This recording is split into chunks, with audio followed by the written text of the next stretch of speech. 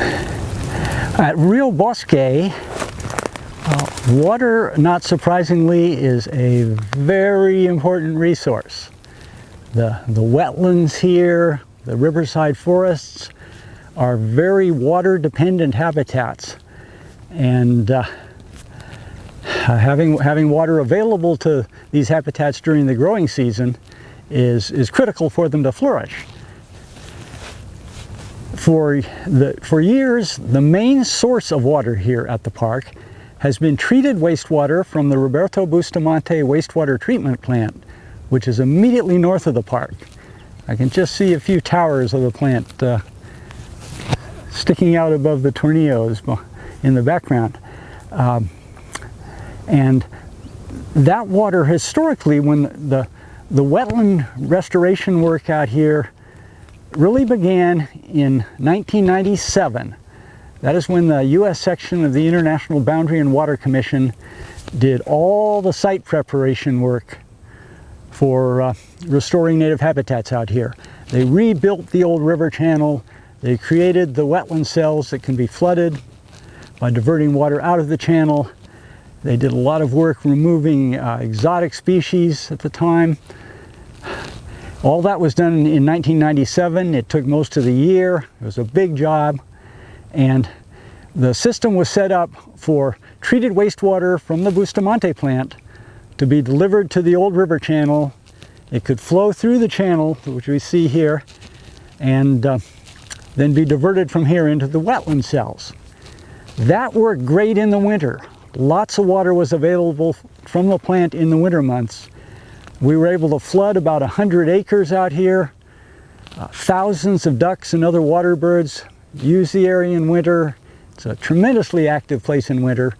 But in those early years, the water from the wastewater treatment plant was only consistently available for about three and a half months in late fall and early winter.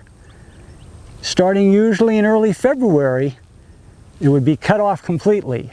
All of the water from the plant would go into a large irrigation canal on the east side of the park and be used for irrigation. And that would be the case for 8.5, 9 months out of the year, including throughout the growing season. Throughout the spring and summer, everything out here at Rio Bosque was dry. The old river channel, the wetland cells, not very good conditions for establishing wetland and riparian habitat, riverside forest habitat. So right from the start of the restoration project, our top priority was to find some ways to get water to Rio Bosque during the growing season. And little by little, that started to happen. First, a couple of wells, one at the northern part of the park, one in the southern part of the park. The 2 windmills were installed in 2013. Also in that year, the irrigation district built a turnout on the Riverside Canal on the east side of the park that would give us the opportunity to divert irrigation water into the park if we could get some water rights assigned to the park.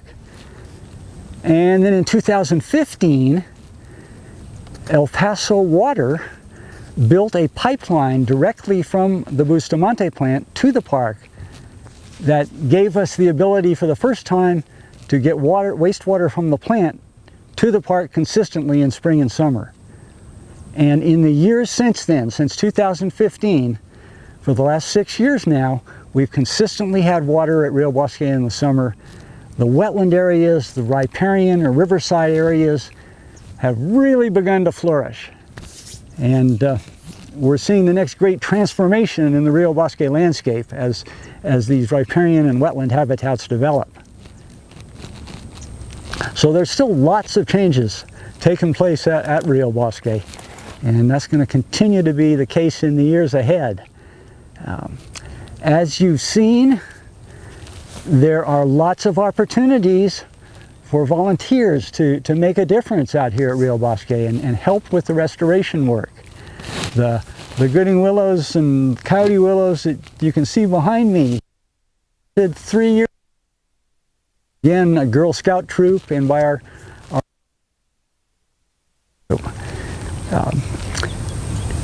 right now, with the COVID-19 pandemic still rolling right along.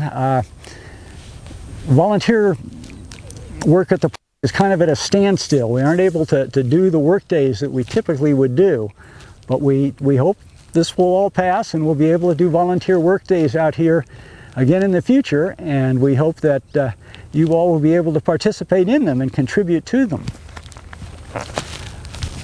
Another thing to think about is just the long-term prospects for our river valley environment with climate change. You've taken a look through the climate footprint exercise at your climate footprint, your environmental footprint, and you've thought about ways to maybe reduce the size of that footprint and help reduce the impacts of climate change by doing that. When you do take actions to reduce your footprint, you're helping to reduce what could be some very troubling prospects for the river valley environment in the future. All the predictions anticipate there will be less water in the Rio Grande being delivered to this area in the future, hotter summers, more stressful conditions out here. And to the extent that we can reduce those effects, we're a lot better off here and everywhere else in the river valley. And you all as individuals can contribute to that.